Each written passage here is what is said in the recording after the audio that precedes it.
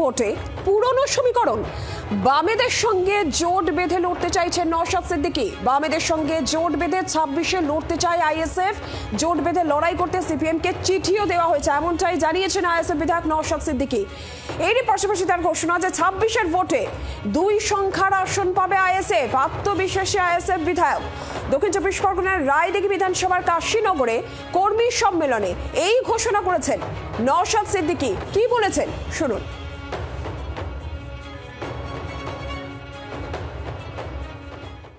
আমরা চিঠি পাঠিয়েছিলাম এই প্রসঙ্গে।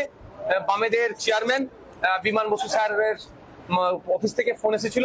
বিমান বসু স্যারের সাথে আমার কথা হয়েছে। যেহেতু রাজ্যের সম্পাদক মোহাম্মদ সেলিম সাহেব চীনে গিয়েছেন তাদের একটা ডেলিগেশন টিমের সাথে, তো উনি ফেরার পরেই এই বিষয়ে আমাদের চর্চা হবে। মোটামুটি আশা করছি পুজোর পরেই হয়তো আমাদের এই চর্চা হবে। বিমান স্যারকে আমি অনুরোধ করেছি যে সময়ের দাবি, মানুষের দাবি, যে এই মুহূর্তে আমাদেরকে বিজেপি তৃণমূলকে হারানোর জন্য যে লেফট ফ্রন্ট, জাতীয় কংগ্রেস, আইএসএফ আরো যে সমস্ত সেকুলার প্র্যাকটিস করা রাজনৈতিক দলগুলো আছে ঐক্যবদ্ধ হতে হবে এবং এটা দ্রুততার সাথে, ভোটের 1 মাস আগে নয়, অন্তত ভোটের 6-8 মাস আগে থেকে এই লড়াইটা, সংগ্রামটা আমাদের চালাতে হবে। বুথ স্তর পর্যন্ত এই হাওয়াটা পৌঁছাতে হবে।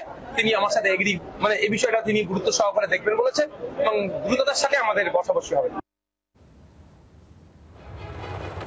নকিবউদ্দিন কাজী সরাসরি প্রতিনিধি রয়েছেন আমাদের সঙ্গে। নকিবউদ্দিন, নওশাদ সিদ্দিকী তিনি বলছেন যে তৃণমূল কংগ্রেস বিজেপিকে হারাতে বামেদের সঙ্গে জোটবদ্ধভাবে লড়াইয়ের কথা তিনি বলছেন। সব মিলে ঠিক কি জানা যাচ্ছে? চিঠিও পাঠানো হয়েছে তিনি বলছেন।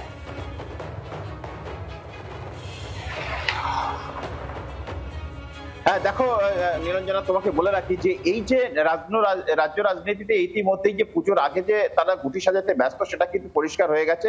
কারণ এই মুহূর্তে, অর্থাৎ তুমি এর আগে জানো যে এই যে জল্পনা চলছিল এবারে আইএসএফ কি বাম শরিক দলে কি হয়ে কি তারা লড়াই করবে 26-এ, সেটা নিয়েই চলছিল চর্চা এবং সেটা কিন্তু সেই চর্চাটা একেবারেই কিন্তু নস্যাৎ করে দিল এবং সেই নওশাদ সিদ্দিকী আইএসএফ এর পক্ষ থেকে জোটের জন্য একটি বার্তা পাঠিয়েছেন বামফ্রন্টের কাছে এবং সেটা পুজোর পরেই কিন্তু তার অনেকটাই সমাধান হয়ে যাবে এবং মূলত এই 26-এর নির্বাচনকে মাথায় রেখে কিন্তু আইএসএফ এর পক্ষ থেকে প্রতিটি জায়গায় কিন্তু তারা কর্মী সভা করে যে আত্মবিশ্বাস তাদের জন্মেছে, এবারে তাদের বিধানসভাতে একটা আসন নয়, তাদের আসন কিন্তু 1-এর অধিক হবে বলে এমনটাই তারা বলছে। এবং পাশাপাশি তোমায় বলে রাখি যে বাম শরিকের, অর্থাৎ বাম কংগ্রেস যে জোট শরিকের যে আইএসএফ এর সঙ্গে জোট হয়ে গিয়ে এই যে লড়াই, সে লড়াই শুধু কেবলমাত্র বিজেপি এবং তৃণমূলের বিরুদ্ধে, এটা ভোটের কাছাকাছি কোনোভাবে করতে চাইছে না। ভোটের অনেক আগে, বেশ কয়েক মাস আগে এইটা বসে ঠিক করতে হবে কে কোনটা আসনে দাঁড়াবে এবং কোথায় দাঁড়াবে এবং কটা আসন কার বরাদ্দ হবে এবং সব মিলিয়ে কিন্তু যেটা জানা যাচ্ছে যে রাজনৈতিক ভাবে যে আইএসএফ কতটাই তারা শক্তিশালী হয়েছে ভিতরে ভিতরে, সেটাই কিন্তু দৃঢ়তার সঙ্গে তারা বলছে যে এবারে আসন সংখ্যা অনেকটাই বাড়বে।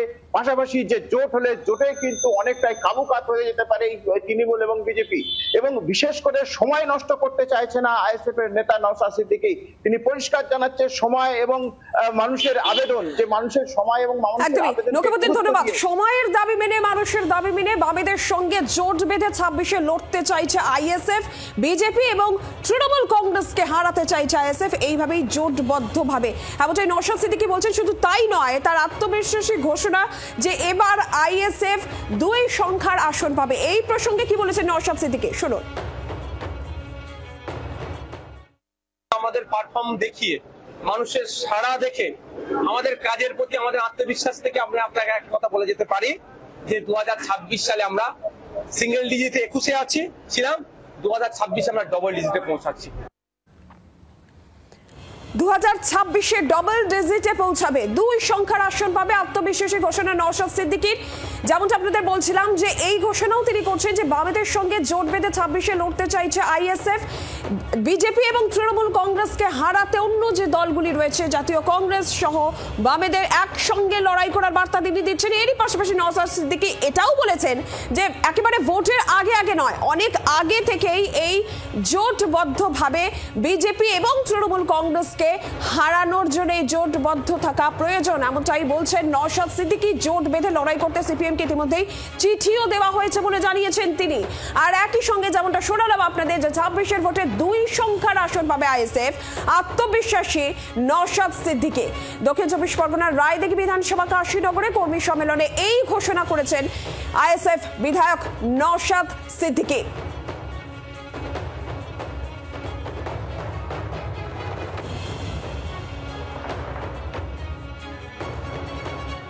সিপিএম নেতা সুজন চক্রবর্তী এই মুহূর্তে আমাদের সঙ্গে টেলিফোন লাইনে রয়েছেন। সুজন বাবু, আইএসএফ বিধায়ক নওশাদ সিদ্দিকীর ঘোষণা যে 26-এ বামেদের সঙ্গে জোট বেঁধে তারা লড়তে চায়, চিঠিও এই বিষয় নিয়ে পাঠানো হয়েছে। বিজেপি এবং তৃণমূলকে কংগ্রেসকে হারাতে এই জোটবদ্ধভাবে লড়াই প্রয়োজন, সময়ের দাবি মেনে, মানুষের দাবি মেনে। আপনাদের কি অবস্থা? আমাদের অবস্থান আপনি কারোর চিঠির উপরে নির্ভর করবে কেন? আমাদের অবস্থান তো বরাবর এবং স্পষ্ট। বিজেপি গোটা দেশে, পশ্চিমবাংলায় বিজেপিকে বয়ে নিয়ে আসার বাহিনী তৃণমূল বাংলাটাকে ধ্বংস করছে। বিজেপি তৃণমূলের বিরুদ্ধে একজোট হতে হবে সবাইকে, যদি আমরা বাংলার পক্ষে দাঁড়াতে চাই। এই আহ্বান তো আমরা বরাবর দিয়ে রেখেছি, সেই লক্ষ্যে আমরা কাজ করেছি। বাকিরা বিশ্বস্ততার সঙ্গে ভোটের সময় শুধু না, কাজের ক্ষেত্রে যুক্ত থাকছে কিনা, থাকবে কিনা, পারবে কিনা, সেটা খুব গুরুত্বপূর্ণ বিষয়। আমি আগেও বলেছি, আবারও বলছি, ওই হঠাৎ মনে হলো ডায়মন্ড হারবারে প্রার্থী ঘোষণা করে দিলাম, তারপরে আর খুঁজে পাওয়া গেল না। ওতে তৃণমূলের হাত শক্ত করা হয়, বিজেপির হাত শক্ত করা হয় অজান্তে, হয়তো অজান্তেই, কিংবা এখনো কোনো আলাপ আলোচনা নেই কে দাঁড়াবেন, আব্বাস সিদ্দিকী দাঁড়াবেন কিনা, কোথায় দাঁড়াবেন, এ নিয়ে চর্চা চলতে শুরু করলো। এগুলো খুব সমীচীন হয় না। আসলে দরকার হচ্ছে মানুষের হয়ে লড়াইতে একজোট থাকা, সেই মনোভাবে আমাদের সবার দেখা উচিত। আপনি যা বলেছেন, আইএসএফ নেতা তিনি বলেছিলেন যে তিনি বিমান বসুকে চিঠি দিয়েছেন, যদিও পরে বোঝা গেল যে আসলে চিঠিটা বিমান বসুর কাছে পৌঁছয়নি, কারণ ভুল কোনো ঠিকানায় হয়তো চিঠিটা গিয়েছিল, হয়তো, যা ওরা পরে বলেছেন টলেছেন। পরে নিশ্চয়ই আবার চিঠি দিয়েছেন। চিঠি দিলে প্রয়োজনীয় সময় আলোচনা হবে, কিন্তু কনসিস্টেন্সিটা খুব বড় ব্যাপার, সেটা খেয়াল রেখে আমাদের চলতে হবে। ধন্যবাদ সুজন বাবু আপনাকে। জোট বেঁধে লড়াই করতে চাইছে আইএসএফ, 26-এর নির্বাচনে বামেদের সঙ্গে জোট বেঁধে লড়াই করতে চাইছে, এই ঘোষণা যেখানে নওশাদ সিদ্দিকী করছেন। আর একই সঙ্গে তার আত্মবিশ্বাসী ঘোষণা এটাও যে 26-এর নির্বাচনে এবার 2 সংখ্যার আসন পাবে আইএসএফ। দক্ষিণ 24 পরগনার রায়দিঘি বিধানসভা কাশীনগরে কর্মী সম্মেলনে এই ঘোষণা নওশাদ সিদ্দিকীর। আরো একবার শুনুন কি বলেছেন।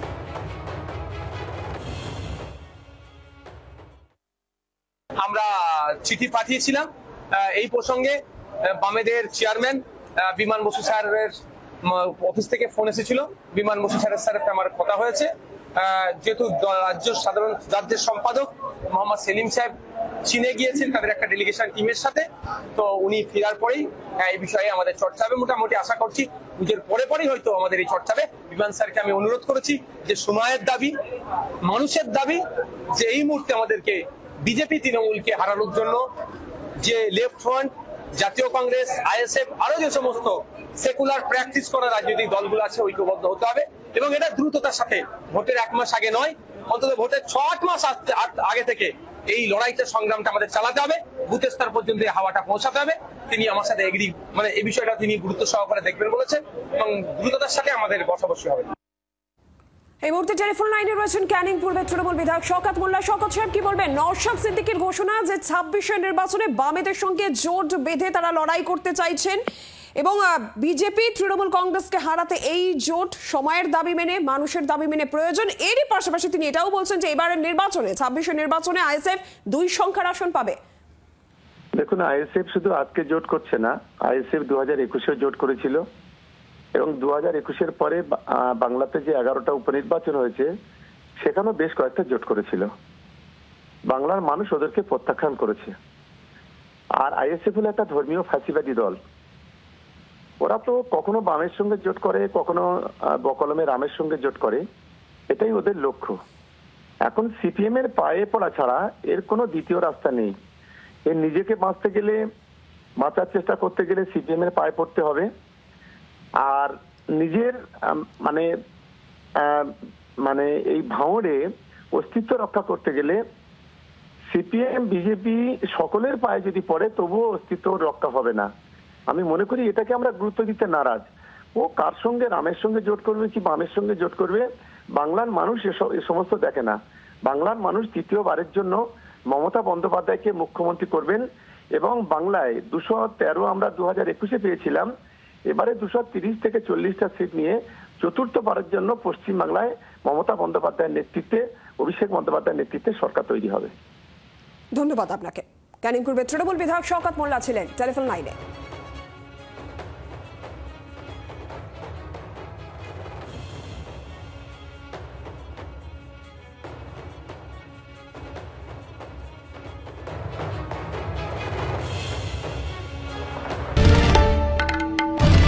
বাংলার আওয়াজ, বাঙালির আবেগ, জি 24 ঘন্টা।